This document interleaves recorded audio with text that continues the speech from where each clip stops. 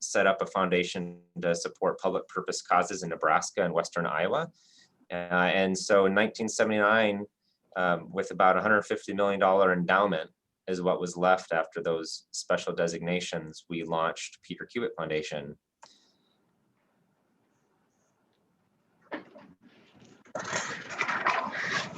So we're going to go into a little bit of information about just the foundation.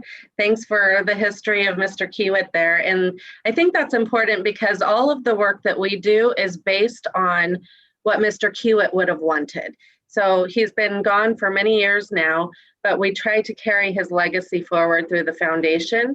And we try to always meet the intent of what he intended to do to help Nebraska with his personal money that he put into this foundation.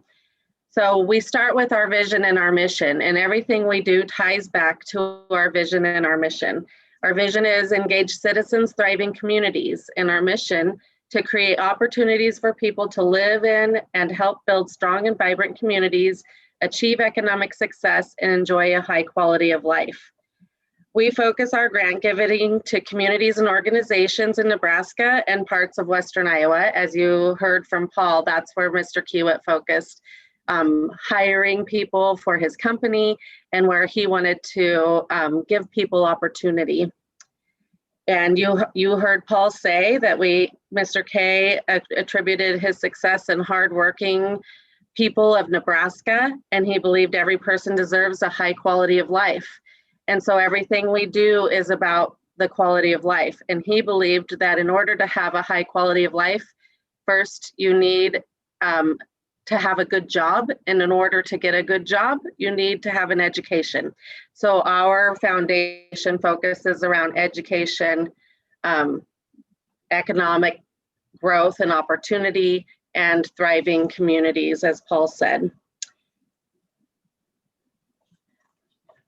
So to do that and to follow Mr. Kiewit's intent, we have some guiding principles that are derivative directly from our trust.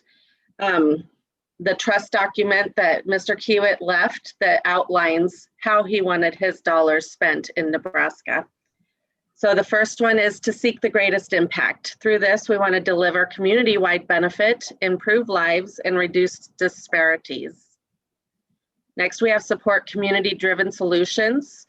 We want to invest in those dedicated to improving their circumstances through hard work and local resources. We're always looking to leverage community efforts. So it's always a community driven. We want to foster collaboration, support collective approaches, and partner broadly to achieve shared goals. This is part of that bigger, how does your project or program fit into a bigger community effort? We want to take action. We want to make challenge grants to fund capital construction projects. Mr. Kiewit was a construction man, so obviously those kinds of projects are fit a bullseye for us. We also fund programs and some organizational operating for nonprofit organizations that are community focused and community based. We have the power to convene and build capacity. We want to launch initiatives and use research, communications, and advocacy to pursue greater impact in the communities we work in. So with that, I'd say on that take action, it's more than just grant giving and grant making that we do. We have other ways of bringing communities together and help kind of identify where are your greatest problems, challenges, and solutions, and how you're looking at your community going forward. And those are things we take into consideration when we do any of our grant giving. We want to commit to outcomes. We set bold goals. We're willing to take risks, and we commit to long-term solutions to make significant progress. So a lot of times, especially with our education work, we understand we're not going to make change tomorrow or next year by making a single grant. So we have to commit to those long-term sometimes and actually look at the long-term impacts and outcomes of how we're changing and moving the needle in education, economic growth, and thriving communities. And then we want to learn and we want to improve. We use data to learn. We hold ourselves accountable. We improve our performance and share learnings with our partners. So we also have the power to convene research and look at data, or we'll look at the data that the state provides, and to help us make decisions on grant making. So that lays out the groundwork for the foundation. And it's our pleasure to kind of execute that legacy for Mr. Kiewit. So yes, we've been around for 40 years. We're one of the, I believe it's the longest staffed foundation in Nebraska. That is what I've been told. I don't know for sure if that's true, but it was good foresight by Mr. Kiewit to get ready to support communities upon his passing. And since that time, we were established in 1979 with that $150 million endowment.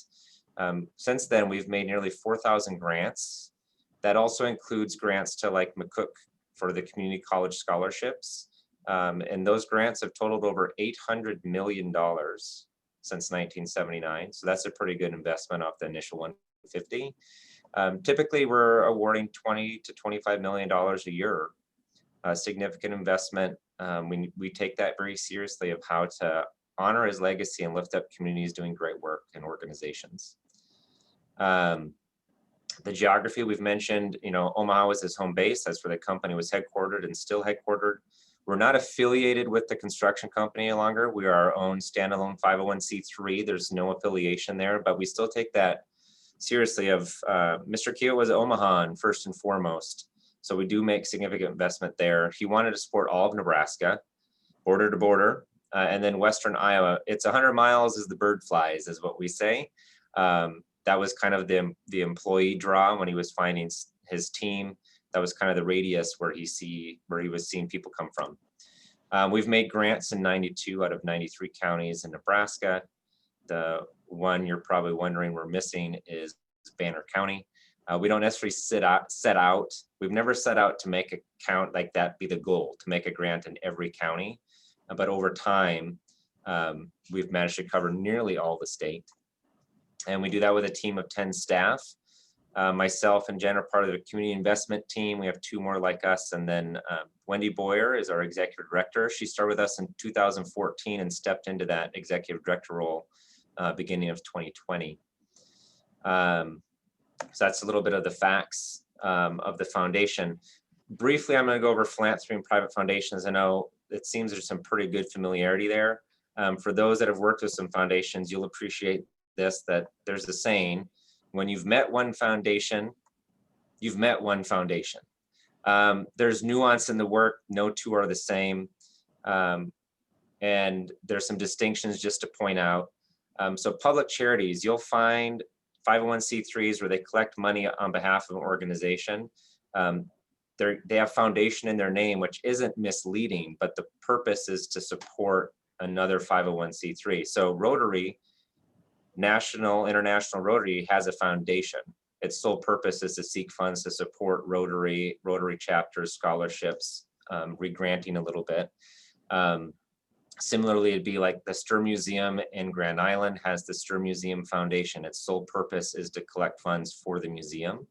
That's different than private foundations, which we are a private foundation.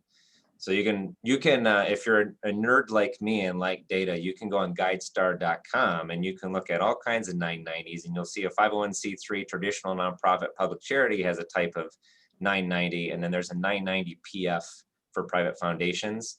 That's a good way to make the distinction, but I won't bore you with that right now. The private foundation types, community foundation. So this would be like your Nebraska Community Foundation. The McCook Community Foundation Fund is an affiliate fund of the Nebraska Community Foundation.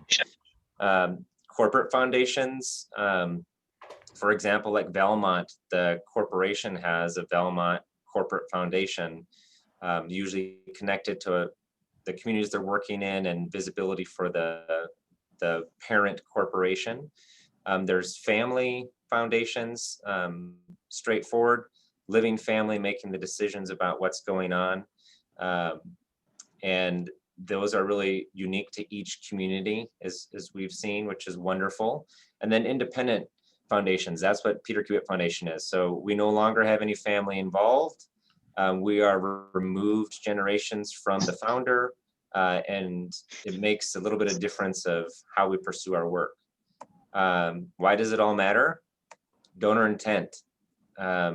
It's very different in our situation where Mr. Kiewit has been passed for over 40 years. How do we honor donor intent in today's world based on how he set up his trust when he passed away? What would he see and want to see in the work today? You know, that's the question that we wrestle with. It's a little bit easier when there's a family foundation and you have family members around the table to have that discussion. A little bit different there. So that's just some of the distinctions we like to point out.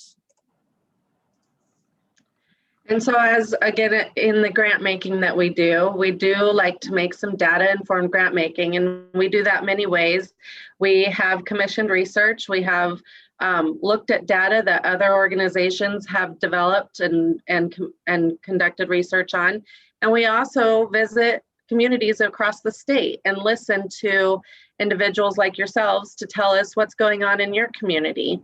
Some of the things that everything we do ties back to that vision and mission, and we want to better understand what your local needs are. So when you have an opportunity that might fit with what our grant making strategy is, we want to be able to help you make that the best application it can be, and by understanding your community better and not just on paper, we can better do that. So some of the things we've heard from our travels include that we have shifting demographics here in Nebraska. We have a growing Hispanic population. We have a lot of changes happening. There are disparities amongst people of color. There's low unemployment, but high poverty in areas. So there's lots of families that are still maybe individuals working 2 jobs and still living in poverty. And we want to address the working poor and how we can help people have better economic circumstances. There's workforce needs, retention, recruitment, and development. We're losing our best and brightest to other states. We know this to be true for years and years, and working to solve that. But now we find that employers are having a hard time finding qualified staff, and how can we use education and other job skills trainings and things like that to develop the workforce. And we want to focus our needs really on where there is some STEM workforce and high quality jobs and a high quality pay for people so they don't have to live in poverty. Housing needs, as we have listened across the state and have heard, we just don't have enough housing stock. We have an aging housing stock. We have an appraisal gap. And we, as philanthropists in philanthropy, housing's not one of our top priorities, but as a community need, we understand where that comes in. And so we take maybe an innovative approach to how we address that more statewide than by community, and looking at a systems approach to housing. Education gaps. We in Nebraska have high graduation rates, but we have growing deficiencies in aptitude. We have the last couple of years taken part of a math initiative in school from K-12 into post-secondary, and trying to address what those aptitudes are in math. We're finding kids are graduating, but they can't pass a college math class. And so they're not prepared. How can we help them with that? We have population loss, we have aging populations, and then communities have limited access to basic needs services and amenities for housing. So all of those things are things that we take into consideration with our grant making, and opportunities to address some of those challenges that people across the state have told us there are. So we've mentioned lots of times already, Youth Pathways to Success is our education work. Through our Youth Pathways to Success, we have a Cradle to Career alignment. This really supports efforts that better align P16 education systems, community and family supports, and employers. We look at post-secondary access and success to ensure youth are able to gain admission to, attend, and complete higher education ready to enter meaningful career. And we have looked at our scholarship program really is for vocationals, trades in the community colleges, because we want the community colleges then to support the workforce going into that community. And we also do support some universities and state colleges, but the bulk of our education work has really been focused around community college. And then we have youth development. And in our youth development work, it's largely out of school time programming, enabling youth, particularly vulnerable youth, to access the programs and services they need to be prepared for academic, personal, and professional success. Next is economic growth and opportunity, which is the area I work very closely in. Together with Paul on Thriving Communities, there's a lot of crossover in all of our work. So economic development, really, we look at that in a way to support efforts to improve Nebraska's economic competitiveness, strengthen regional economies, and revitalize distressed communities. So we might be looking at development opportunities there. We are looking at entrepreneurship and business development and how we grow jobs for the state. Talent development to cultivate a skilled workforce and foster entrepreneurial activity to fuel economic growth. And then economic opportunity, we look at opportunities to grant funds that will expand opportunities for low-income individuals and families to achieve greater economic success. The final area are thriving places. That's my primary focus. The things there, we're looking at how to support local efforts to build thriving communities. Two specific strategies: community capacity in Greater Nebraska. So this is looking at strengthening communities' ability to pursue their own futures. This could be working directly with communities around visioning and planning. This could also be working at more of a network level, maybe through community foundations to help them better serve their communities. And then the final strategy there, the quality of place amenities. This is probably what we're known for most visibly, because it is literally bricks and mortars. This is investing in and increasing access to quality civic, cultural, and recreational amenities. So things like libraries, community centers, parks, playgrounds, museums, theaters, the physical investment of what we think really, I like to describe it as the heartbeat of a community. Makes people want to live, work, and play there. So those are our three impact areas, our main strategies and focuses. So a question we often get is, should we consider applying, is whether or not there's a possibility of funding. You can see our strategies, all that on our website. You can also call us and ask us questions and discuss that. Some of the main things we reiterate are these 4 bullets. Alignment. Is there natural alignment between the organization or community's goals and the foundation's goals? We want to make sure it's a good use of your time to pursue a next step. Readiness. So are the right resources and partners coming together at the right time? And is the funding gaining momentum? The timing. So for capital, we need to be able to connect with you and consider an application before the project begins. For a program request, what's the right time in the natural flow or cycle of the work for us to consider joining other partners? And then local support drives success. Jen always does a good job of summarizing this as we're not the first, we're not the last, and we're not the largest. So we're not the first. It needs to be a green light and momentum coming from the community itself. We're not the last. Mr. Kiewit wanted all of his legacy investments to be challenge grants so that it entices others to join in supporting. So a little bit of gap left so you can leverage our challenge grant. And then we're not the largest. Peter Kiewit Foundation wants to keep the spotlight on local communities and local donors. Part of that approach is not being the largest on any given project or program. You can find a ton of information on our website. You can also contact us at any point. I think we went a little bit long, but thank you for giving us time to share a little bit about Peter Kiewit Foundation. I'm sure Andy can send out our contact information as well, but I will stop sharing and turn it back to Andy. You guys have time for one or two questions? I guess just a quick question I have for you is, if you haven't heard, this is going to be McCook's decade. We got big dreams. We're going to get a lot done this decade here.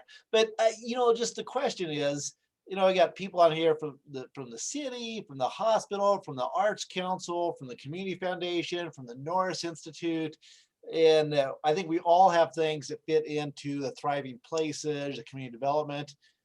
As a community, what should we do? Do you want to hear like 6 different ideas that we're working towards and raising money towards and got plans for? Or is there something we should do locally to kind of get our stuff ready to go when we start the conversation with you? Me or you, Jen? I think that's a Paul question because it's largely the thriving places. Yeah. I'll see if you answer it the way I would. There we go. So you bring up a good point. At the end of the day, we're getting interest from across the state. So are we able to simultaneously consider 6 or 7 opportunities from one community? Most likely not.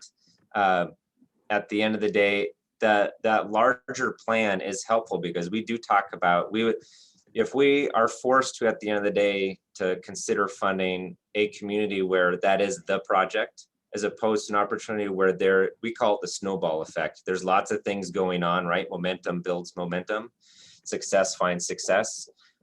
We would probably start by saying, what's the top priority for the community or the largest need? You don't have to know that when you pick up the phone. That might be a conversation with a few of you on the phone or Zoom to help you figure that out. You don't have to do that alone, to make sure that we have, what has the strongest alignment, what has the highest element of readiness, where could we be most helpful, and what are the highest chance of success in our process, and we can help you figure that out. But usually it'll end up being one opportunity at a time in a community, more often than not. Yeah, and I would just add to that I think it's important that it ties into an overall community effort. Like, what's the bigger picture for the community? So I know McCook has been really strong on supporting entrepreneurship, and you have a lot of arts kinds of things going on, arts and entertainment. When I've been there, at least, that's what I've noticed. And so how does the project that you're bringing forth to us to help fund fit into that bigger community picture and that bigger community plan?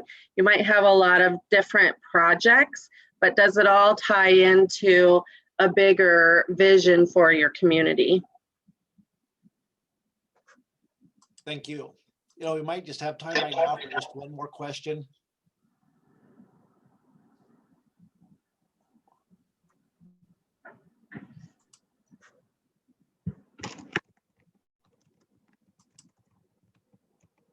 Well,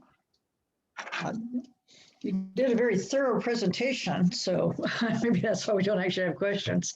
And hopefully we'll be able to get in contact with you if we do.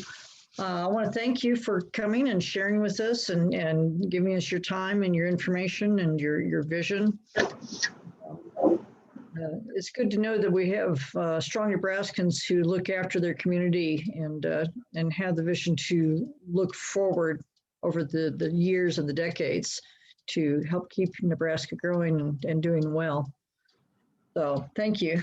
I guess we are actually at the end of our time, so I'm going to go ahead and adjourn the meeting. And don't forget, Student Union next week, 12 o'clock. Okay, thank you. Thank you. Thank you, everyone. Thanks, Paul. Thanks, Jen.